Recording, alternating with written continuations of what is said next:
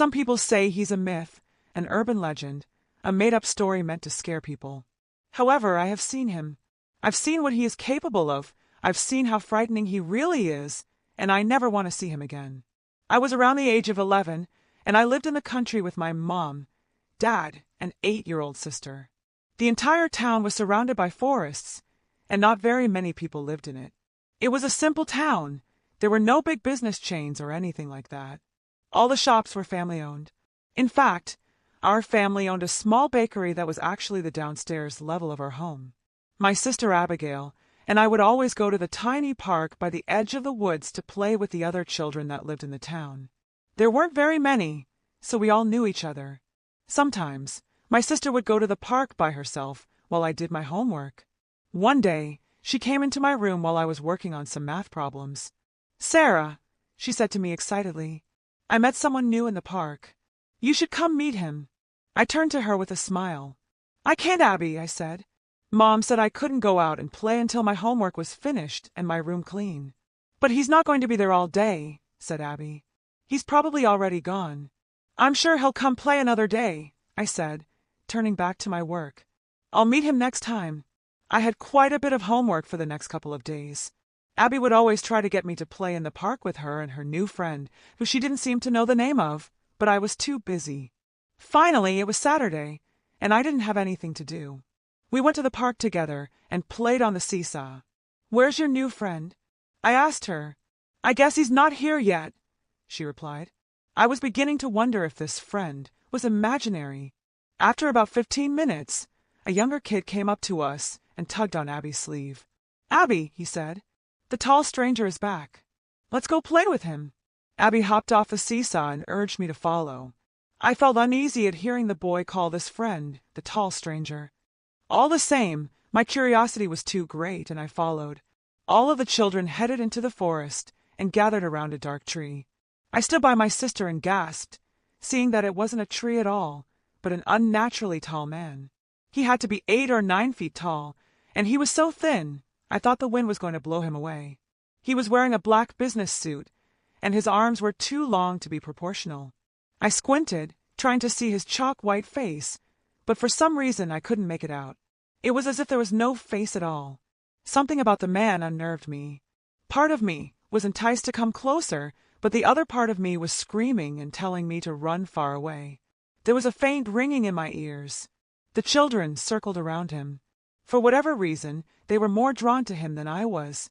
I wondered if it had anything to do with the fact that I was older than all of them by a few years.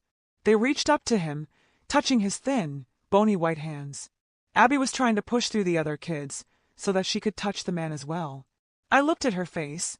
Her eyes seemed almost hypnotized, as if the man's presence was luring her into some kind of trap. I looked back up to the man and gasped, seeing now multiple tentacle-like arms coming from him, reaching slowly to the children. They cooed softly, reaching their hands up excitedly. The ringing in my ears was now painfully loud. I screamed and covered them, feeling dazed. My mind was foggy and my vision was blurred. Abby was still trying to get closer to the man, but without thinking, I grabbed her hand and ran as quickly out of the woods as I could. I didn't even look back. Once back in the park, Abby yanked her arm away from me, practically sobbing. "Why did you do that?" she yelled. "I wanted to play with the tall stranger." "Abby," I said, panting, "that thing is bad. I don't even know what it is. Please don't ever go near it again." "You can't make me," Abby screamed at me. "I'll tell Mom not to let you go," I said. "I'll say there's a creepy man always hanging around the park. She won't let us go anymore." "Why don't you want to come here anymore?" said Abby. "I don't want to be around that thing," I replied, and I took her hand, leading her home. I told Mom about a stranger in the park, leaving out the details of how unnatural he was, but she didn't seem to think anything of it. She said it was probably just someone's father that we didn't know or something. I didn't want to argue. I just had to make sure Abby didn't go to the park myself. Mom soon changed her mind, however. The next day on the news, there was a report of 3 missing children. They were all siblings, and Abby and I had just seen them at the park the day before, gazing up at that creature in the forest with the other children.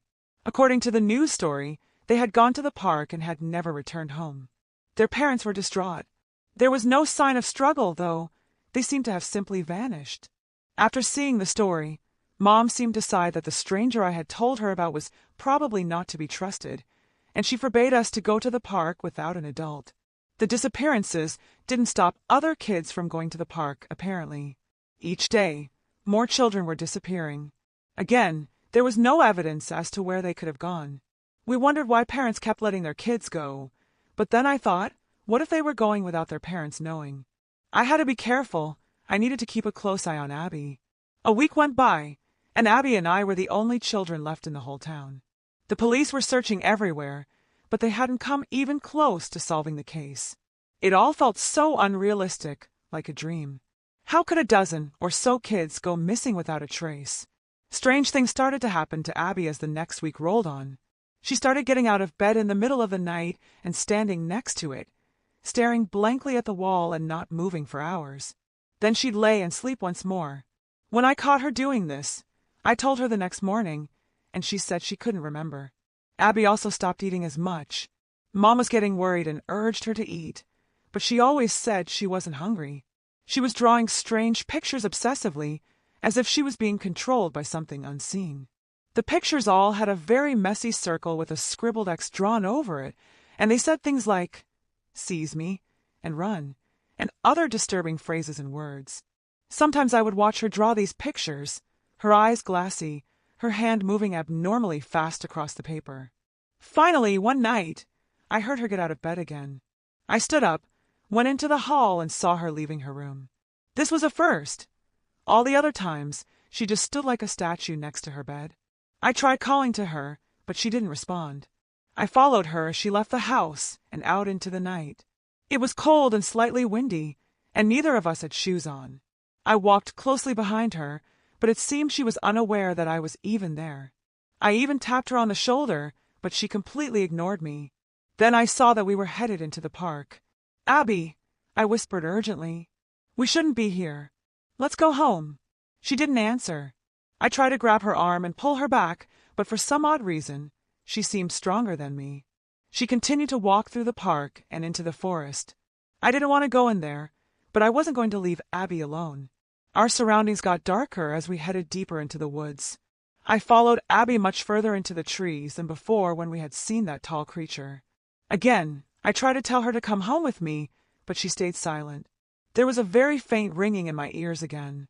Further and further we walked until finally we came to an area lit by moonlight where the trees were less dense. Abby stopped walking. I stood next to her, hugging her arm and urging her to turn around. The ringing in my ears started growing louder, and my head began to hurt. I closed my eyes, holding my head in pain as the high-pitched whine became too loud to withstand. Suddenly it stopped. I opened my eyes, looking up slowly. I wanted to scream, but no sound came out. He was standing right in front of me, towering above me like some kind of living tree.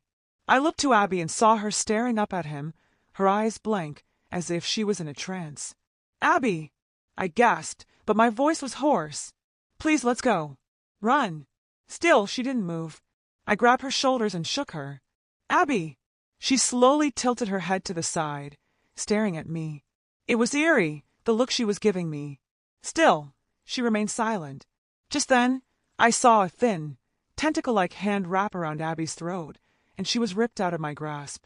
I screamed, watching as she was lifted into the air. I wanted to run, but my legs wouldn't move, and I couldn't look away. Abby was struggling, choking from the man's grip.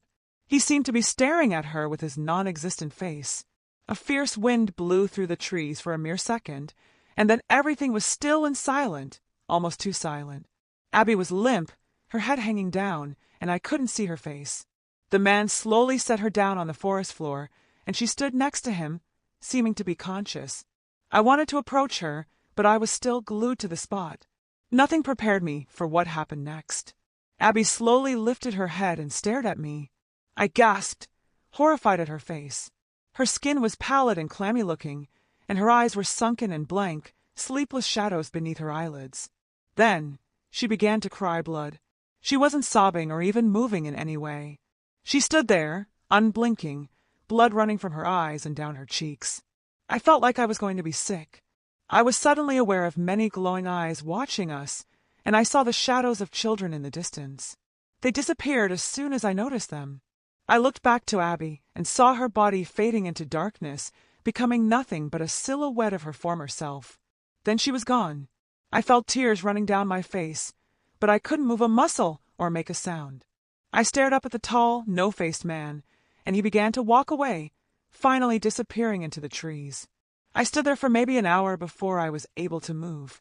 I fell to my knees and sobbed, continuously looking around to see if Abby would come back. I called out for her, but I knew she was gone. I lay on the wet and leafy ground, shivering and crying. Hours later, a group of policemen found me in the forest. It seemed Mom had called the police once she noticed Abby and I weren't in our beds. The men had to lift me off the ground and carry me home. When we got to my house, they questioned me about my sister and where she had gone. "The man," I said softly. A tall, slender man in a black suit took her and the other children away. "Can you describe the man?" said one of the policemen. "He was as tall as a tree and skinnier than me," I explained, shaking from the memory of the creature. "His skin was white, his arms were too long, and he had no face. At one point, he had more than 2 arms, but they looked like tentacles." The policemen looked at each other, and I wasn't sure if they believed me or not. Shortly after the incident, Mom started packing up the house. The police still searched for Abby and the other missing children. They found nothing. We ended up moving very far away from that town and into the city. She hoped it would be safer. I still didn't know if anyone believed me about the Slender Man. Years had gone by, and I was in college. I moved away from my home and got an apartment of my own. I never told her, but I had continued to see the Slender Man periodically. I saw him outside in the streets at night, and I even saw him outside my house a few times. Sometimes, I had the strangest feeling that he was in my room when I was asleep, watching me. I knew I couldn't run from it, but I didn't want Mom around. I didn't know what he wanted. All I knew is that I didn't want him around anymore. Finally, my sightings of him decreased in number. I can't explain why or how, but I was relieved. However, it didn't chase away the nightmares I had every night. Always the same, my sister's bloody face fading into darkness. Some say he's a myth, an urban legend, just a story. Some say he eats the children he abducts, and others say he simply kills them. Only I know the truth. Many people claim to have seen him, but I know they haven't. The Slender Man doesn't eat children, from what I saw. I can't exactly explain what he does with them. It almost seems like he steals their souls and seals them away in some other dimension, and I witnessed it. People ask me if I've heard of the Slender Man. You know what I say? No.